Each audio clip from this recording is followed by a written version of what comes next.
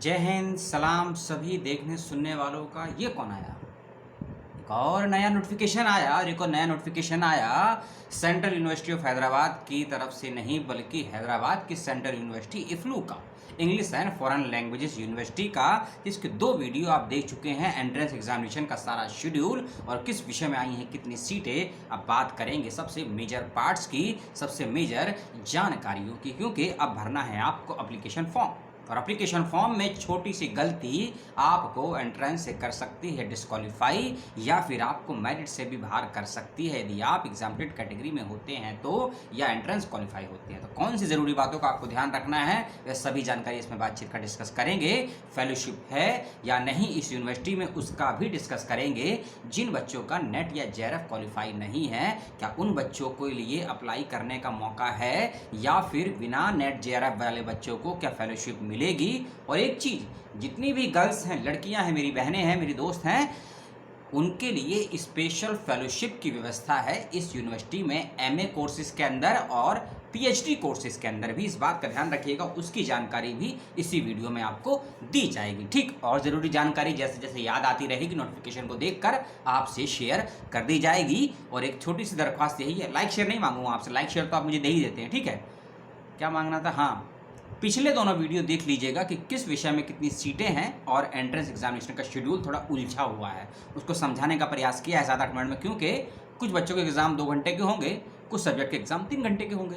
तो किसका पेपर 2 घंटे का होगा, किसका पेपर 3 घंटे का होगा, उसको लेकर मैंने समझाया है। उन चीज़ों को ध्यान से देख लीजिएगा। अब चलते हैं अपने वीडियो के कंटेंट पर। 2 मिनट लगभग हो चुका है। 18 और 9 सितंबर को, 9 सितंबर और 18 सितंबर 2021 की आपकी प्रवेश परीक्षा की डेट है, आप सभी जानते हैं। और सबसे महत्वपूर्ण तिथि आपके लिए है 30 अगस्त 2021। क्या है इस डेट को? 30 अगस्त 2021 लास्ट डेट है फॉर्म को अप्लाई करने की, पहली चीज़। दूसरी चीज़, ऐसे विद्यार्थी जो पीएचडी में करना चाहते हैं अप्लाई, चाहे लड़के हों या लड़की हों या फिर ट्रांसजेंडर हों, यदि आप अपने एमए, एमएससी या एमकॉम के अंतिम सेमेस्टर में, यानी कि सेकेंड ईयर में 4th सेम में हैं और आप एग्ज़ाम दे चुके हैं लेकिन रिजल्ट नहीं आया है, तो आप अप्लाई कर सकते हैं इफ्लू यूनिवर्सिटी में पीएचडी के लिए। दूसरी बात का विशेष रूप से ध्यान रखिएगा, ठीक। पहली बात का डेट 30 अगस्त लास्ट डेट है, तो अप्लाई करिएगा। ऐसे विद्यार्थी जो 2 साल पहले, 1 साल पहले, 3 साल पहले अपना एमए, एमएससी, एमकॉम पास कर चुके हैं किसी भी विश्वविद्यालय से, तो भी अप्लाई कर सकते हैं इस विश्वविद्यालय में। एक और चीज़, ये मत मन में बैठाइएगा कि हमारा कोर्स रेगुलर नहीं है, हमने सेंट्रल यूनिवर्सिटी से एमए, एमएससी, एमकॉम नहीं किया है, हमने स्टेट से किया है, हमने डिस्टेंस से किया है, हमने इंडिया में किसी ऐसे राज्य से किया है, ऐसे राज्य की यूनिवर्सिटी से कुछ जानता नहीं है। अगर यूनिवर्सिटी मान्यता प्राप्त है, यूजीसी लिस्टेड सूची में है, या फिर इंडिया से बाहर की कोई यूनिवर्सिटी है जहाँ से आपने अपना पीजी पास किया है, तो भी अप्लाई कर सकते हैं। इस बात का विशेष रूप से ध्यान रखिएगा। यदि आप नेट या जेआरएफ क्वालिफाई नहीं है, यदि आप नेट या जेआरएफ क्वालिफाई नहीं है, चाहे यूजीसी का नेट हो, चाहे सीएसआईआर का नेट हो, नेट को लेकर भी नोटिफिकेशन आया है, उसकी चर्चा बाद में करेंगे नेक्स्ट वीडियो में, ठीक। तो आप अप्लाई कर सकते हैं बिना नेट जेआरएफ क्वालिफाई करे भी। यदि आप नेट जेआरएफ क्वालिफाई करे हैं तो अच्छी बात है, नहीं करा है तो भी फ़र्क नहीं पड़ता है, अप्लाई आप कर सकते हैं। इस बात का ध्यान रखिएगा। मीडियम, जैसा कि नाम से स्पष्ट है, EFLU English and foreign languages course. तो ये मत समझिएगा कि इसमें केवल इंग्लिश का ही काम होता है, नहीं, इसमें और भी भाषाओं पर काम होता है। जैसे कि इसमें फ्रेंच को लेकर काम होता है, जैपनीज़ को लेकर काम होता है, जर्मनी को लेकर काम होता है, इंग्लिश को लेकर काम होता है, और अरबिक को लेकर काम होता है, रशियन लैंग्वेज को लेकर काम होता है, जैपनीज़ को लेकर काम होता है। यदि इन सभी भाषाओं में, इन भाषाओं के लिटरेचर में, इन भाषाओं के हिस्ट्री ऑफ लिटरेचर में आपका इंटरेस्ट है, तो इस यूनिवर्सिटी में ज़रूर अप्लाई कीजिए। ये सारे कोर्सेज यहाँ मौजूद हैं, इस यूनिवर्सिटी में हैं, और सब में अच्छी खासी फेलोशिप प्लस स्कॉलरशिप की व्यवस्थाएं हैं। फेलोशिप तो आपको यूजीसी, सीएसआईआर दे ही देगा, लेकिन स्कॉलरशिप की जानकारी आपको यूनिवर्सिटी में जब आप एनरोल हो जाएंगे तब आपको प्राप्त होगी। गर्ल्स के लिए जो विशेष सुविधाएं हैं फेलोशिप को, स्कॉलरशिप को लेकर, वह मैं आपको बाद में बताऊंगा इसी वीडियो में, ठीक। फीस रजिस्ट्रेशन की है इसमें, उसको भी सुन लेते हैं, समझ लेते हैं। 2 कैटेगरी में फीस को बांटा गया है, SC ST PWD पहली कैटेगरी है और जनरल OBC दूसरी कैटेगरी है।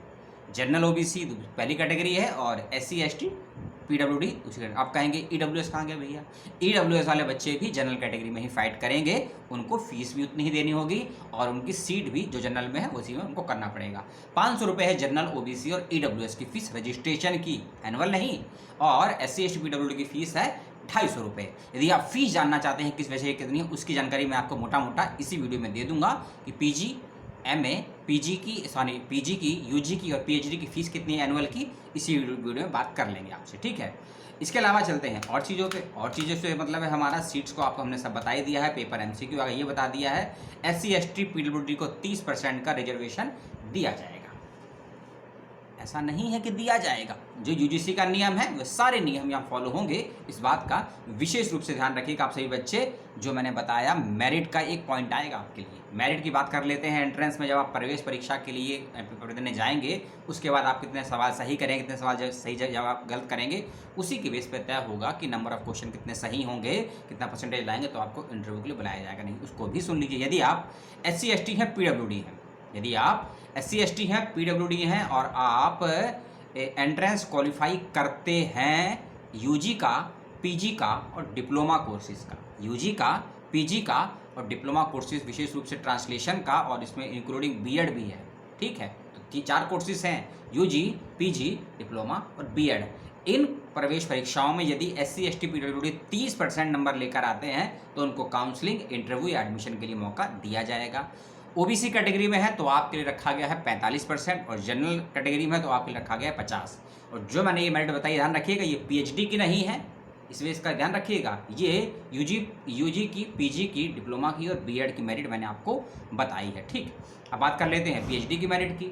PhD की मेरिट में 50% रखा गया है OBC बच्चों के लिए, और OBC में creamy layer plus general category के लिए 50% एंट्रेंस एग्जामिनेशन में। और जो भी ऐसे बच्चे हैं जो OBC में नॉन क्रीमी लेयर हैं, SC हैं, ST हैं, PWD हैं, उनको रखा गया है 45%। एंट्रेंस में इतने नंबर लेकर आते हैं, मान लीजिए 100 नंबर का पेपर होता है, और आप अभी यदि OBC में नॉन क्रीमी लेयर SC हैं, ST हैं, PWD हैं, यदि 100 में से आप 45 क्वेश्चन या उससे ज़्यादा क्वेश्चन सही करते हैं तो आपको इंटरव्यू के लिए बुलाया जाएगा। इस बात को ऐसे सीधी सरल भाषा में समझिए। लेकिन यदि आपके पास OBC non creamy layer, SC ST या PWD जिस कैटेगरी में आप आते हैं इसका सर्टिफिकेट नहीं है, तो आप इस कैटेगरी का और इस मेरिट का लाभ नहीं ले पाएंगे। इस बात को विशेष रूप से समझ लीजिएगा, ध्यान से कहीं ना कहीं लिख लीजिएगा। आगे चलते हैं और नोटिफिकेशन क्या कहता है उसकी बात कर लेते हैं। एलिजिबिलिटी मैंने आपको बताई थी, पर एलिजिबिलिटी को बहुत ध्यान से देख लीजिएगा, समझ लीजिएगा, प्रोस्पेक्टस में डिटेल में दी हुई है एलिजिबिलिटी, ठीक है ना।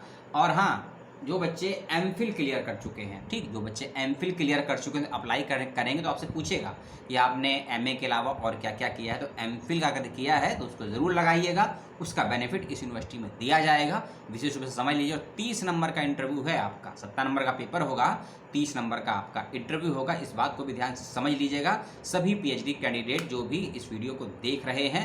अब चलते हैं, हम किस चीज़ पर चलते हैं यार, हम भूल जाते हैं चीज़ों को। हाँ, फेलोशिप उन सभी ऐसे विद्यार्थियों को दी जाएगी जो इस विश्वविद्यालय में एडमिशन के लिए उपयुक्त पाए जाएंगे, चाहे आपका नेट हो या नेट ना हो। नॉन नेट फेलोशिप सभी विद्यार्थियों को दी जाएगी, जो कितनी मिलती है, 8,000 रुपये की PhD में। तो ये फेलोशिप सभी विद्यार्थियों को दी जाएगी, आप नेट JRF हैं या नहीं हैं, इस बात का विशेष रूप से आप सभी ध्यान रखिएगा। और ये फेलोशिप PhD में दी जाएगी। MA के बच्चों के लिए भी विशेष फेलोशिप का प्रावधान है, उसकी भी बात कर लेंगे। और जो बच्चे विजुअली हैं, विजुअल हैंडीकैप हैं, उनके लिए भी अलग से फेलोशिप का प्रावधान है, उसकी भी बात करेंगे, इसी वीडियो में बात करते हैं। विजुअली चैलेंज बच्चे जो VHC कैटेगरी में आते हैं, जो VHC कैटेगरी में आते हैं उनको अलग से PhD के साथ साथ जो सुविधाएं मिलेंगी उसको भी सुन लेते हैं, समझ लेते हैं।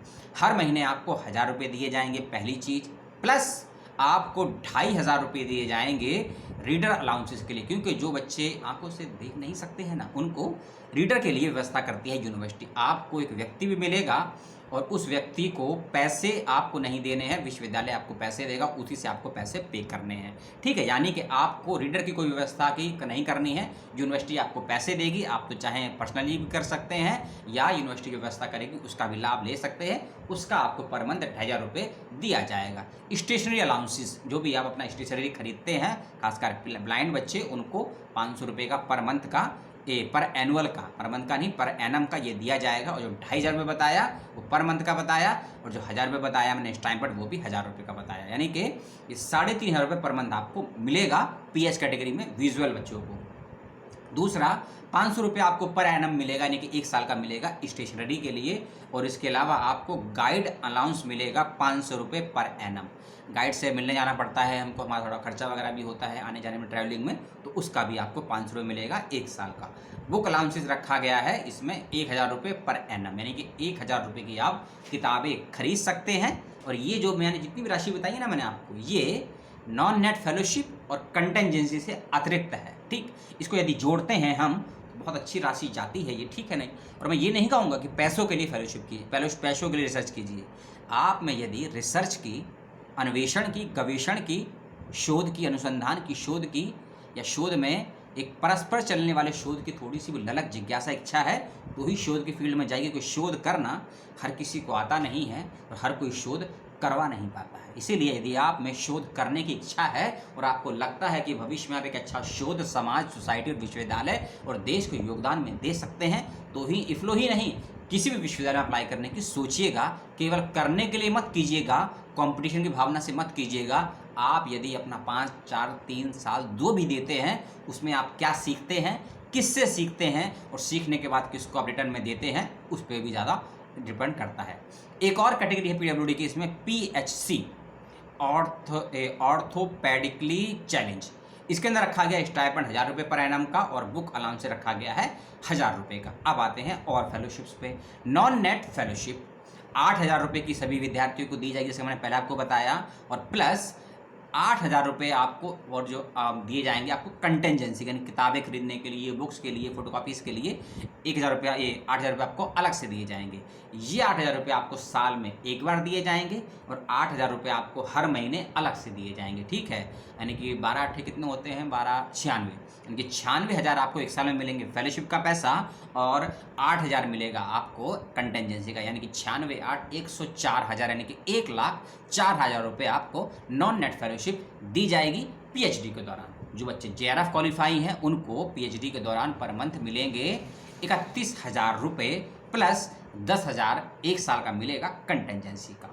जो बच्चे एसआरएफ हो जाएंगे 2 साल के बाद में, उनको मिलेगा 35,000 रुपये पर मंथ, और कंटेंजेंसी सेम, कंटेंजेंसी भी बढ़ जाएगी आपकी, वह बढ़कर आपकी हो जाएगी 20,500 रुपये, क्योंकि पहले मिलेगी 10,000 और एसआरएफ होने पे आपको कंटेंजेंसी मिलेगी पर ईयर की 20,500 रुपये। ठीक, राजीव गांधी नेशनल फेलोशिप जिनका आरजेएनएफ है, आरजेएनएफ एससी कैटेगरी में होता है, आप सभी जानते हैं। उन सभी विद्यार्थियों को भी जो फेलोशिप मिलेगी जेआरएफ की राशि की, वही फेलोशिप आपको भी मिलेगी आरजेएनएफ के बच्चों को। ऐसे विद्यार्थी जो एससी कैटेगरी से जेआरएफ है, यानी कि एससी का भी अलग होता है और एसटी का भी अलग होता है, आप सभी जानते हैं। ठीक है, एससी का अलग है, एसटी का अलग है, इन सब की राशि सेम है, 31,000 की है, और एसआरएफ 35,000 का है। इसके अलावा जो मैंने बताई ना अलग से, एक इसमें एमएनएफ, मौलाना आज़ाद नेशनल उर्दू, मौलाना आज़ाद नेशनल फेलोशिप, ये भी आपको दी जाएगी यदि आप क्वालिफाई होते हैं। प्रति वर्ष की प्रति महीने की 31,000 की कंटेंजेंसी आपको मिलेगी 10,000 की। ये मैं इसलिए बता रहा हूँ क्योंकि यूनिवर्सिटी ऑफ इफ्लू ने क्लियर कट मेंशन कर दिया, क्योंकि बहुत सी यूनिवर्सिटियाँ बताती ही नहीं है कि फेलोशिप मिलेगी, नहीं मिलेगी, कितनी मिलेगी, कब तक मिलेगी, कुछ नहीं बताती हैं। क्लियर कट मेंशन कर दिया है। और ये मैं कहूँ ना, अगर भारत में अगर मैं 100 यूनिवर्सिटियाँ जांचूँ और 100 में से मुझे 10 यूनिवर्सिटी नहीं मिलती है जो फेलोशिप के बारे में क्लियर कट चीज़ों को मेंशन करती है, पिछले 1.5 साल से मैं हूँ यूट्यूब पर, फिर आप सभी जानते हैं। लेकिन बहुत अच्छा लगा, पहली यूनिवर्सिटी मुझे दिखी ऐसी जिसने फेलोशिप की जानकारी डिटेल में विस्तार से दे रखी है। ठीक है, एमएनएफ मैंने आपको बता दिया, और इसके अलावा एनएफ ओबीसी कैटेगरी का भी होता है, आपको भी पता होगा, और एनएफ ओबीसी जेआरएफ का भी राशि सेम है। गर्ल्स के लिए ऐसी लड़कियां जो अपने परिवार में इकलौती लड़की हैं, ऐसी लड़कियां जो अपने परिवार में इकलौती लड़की हैं और इफ्लू यूनिवर्सिटी में अप्लाई करा है किसी कोर्स में एमए के, ठीक, मास्टर्स के किसी कोर्स में इफ्लू यूनिवर्सिटी में किसी लड़की ने यदि अप्लाई किया है, किसी बहन ने, किसी बच्ची ने अप्लाई किया है जो अपने परिवार में इकलौती है, तो उसको एक फेलोशिप दी जाएगी। हर महीने इसमें दिया गया है 3,100 रुपये, 3,100 रुपये आपको हर महीने दिए जाएंगे एमए के दौरान। स्कॉलरशिप का नाम है, इसमें आपको दिया गया Indira Gandhi single girl child fellowship. ठीक, इस बात का ध्यान रखिएगा। और यदि आप एमए फर्स्ट ईयर कर चुकी हैं इस यूनिवर्सिटी से और सेकंड ईयर में जाने वाली हैं, लेकिन आपको मालूम नहीं चला फर्स्ट ईयर में कि इस नाम की भी कोई फेलोशिप निकल, तो कोई फर्क नहीं पड़ता है, आप सेकंड ईयर में भी जाकर अप्लाई कर सकती हैं। तो आपको सेकंड ईयर में पूरी 1 साल की फेलोशिप ये मिलेगी, सिंगल गर्ल चाइल्ड फेलोशिप। इसके अलावा एक फेलोशिप और है पीएचडी कैंडिडेट में ही सिंगल गर्ल्स के लिए। पीएचडी कैंडिडेट सिंगल गर्ल्स के लिए एक और फेलोशिप यूनिवर्सिटी में, यदि आपका नेट जेआरएफ नहीं है, एमएनएफ नहीं है, आरजेएनएफ नहीं है, ठीक है, तो भी कोई फर्क नहीं पड़ता। यदि अपने परिवार में इकलौती लड़की हैं और पीएचडी के लिए अप्लाई किया है इस यूनिवर्सिटी में, तो आप Swami Vivekananda single girl child fellowship के लिए भी एलिजिबल होंगी। अप्लाई करती हैं तो एलिजिबल मानी जाएंगी, जिसकी राशि रहेगी 25,000 रुपये पर मंथ की, और 10,000 रुपये आपको 1 साल का कंटिजेंसी का दिया जाएगा। इसके अलावा जो बच्चे SSR Indian council social sciences research के स्कॉलर हैं, उनको भी फेलोशिप के लिए अप्लीकेबल माना जाएगा, और 1 टाइम फेलोशिप उनको भी मिलेगी। अभी 1 टाइम फेलोशिप 2 साल की होगी, 1 साल की होगी या 5 साल की होगी। इसके लिए आप यूनिवर्सिटी ग्रांट कमीशन और IC से SSR और IFLU से 3 संस्थाओं से कांटेक्ट कर लीजिएगा, ठीक है। इसके बारे में यही दे रखा है। और कुछ जानकारी आप मुझसे जानना चाहते हो, और हाँ, फीस में बताता हूँ भैया आपको, इसके नाम में लात मारेंगे आप। BA के बच्चे, BA ऑनर्स इंग्लिश और BA honours journalism and mass communication के बच्चे ध्यान दें, आपकी फ़ीस का दिया हुआ है पेज नंबर 38, देख लीजिएगा, ठीक है। और फीस ज़्यादा नहीं, बहुत कम फीस है इसमें, बहुत कम फीस है। इंक्लूडिंग अगर मैं PhD की फ़ीस की बात करूँ ना आपसे, PhD की फ़ीस सुनेंगे कितना हैरान हो जाएंगे। PhD की फ़ीस जो बच्चे OBC कैटेगरी में है, जनरल कैटेगरी में है, उनकी फ़ीस है 6,540 रुपये 1 साल की। जो बच्चे SC ST कैटेगरी में है, PhD करना चाहते हैं, उनकी फ़ीस है 4,925 रुपये। और जो बच्चे VPH, PSC और PWD में है, जो उसके पार्ट से दोनों, उनकी फ़ीस है 3,325 रुपये। और ये फ़ीस 1 साल की है। आगे बढ़ेंगे सेकंड थर्ड में फ़ीस थोड़ी और कम हो जाती है, ठीक, थोड़ी थोड़ी। तो ये फ़ीस हैं आपकी, मैंने आपको बता दी। UG PG की फ़ीस प्रोस्पेक्टर में दी है, वेबसाइट पे दी है, उसको देख लीजिएगा, समझ लीजिएगा। और कुछ जानकारी मुझसे चाहते हो तो कमेंट करके भैया बता दीजिएगा। और आपने सभी ने वीडियो को देखा, उसके लिए बहुत बहुत धन्यवाद। मिलते हैं UGC नेट का जो नया बवंडर खड़ा हुआ है, नोटिफिकेशन जो आया है 11 अगस्त दोपहर 3 बजे के आसपास। सोचा था वीडियो 4 बजे दे दूं, लेकिन सोचा तो रात में ही थोड़ा खलबली करेंगे और रात में ही आपको वीडियो देंगे, रात में ही आप देख लीजिएगा। क्योंकि रात के इंसान, मुझे नहीं पता कितने विवेकशील होते हैं, बुद्धिमान होते हैं, लेकिन देश के प्रधानमंत्री बहुत विवेकशील हैं, सारी घोषणाएं रात में ही करते हैं। मुझे नहीं पता ये घोषणा किसने की, PM ने की या फिर हमारे नए शिक्षा मंत्री जी ने की, किसने की, पता नहीं क्या घोषणाएं करेंगे। बातचीत आप सभी जानते हैं, थोड़ी अच्छी खबर भी है, बुरी खबर भी है, और जो भी है वीडियो में देखेंगे। जय हिंद।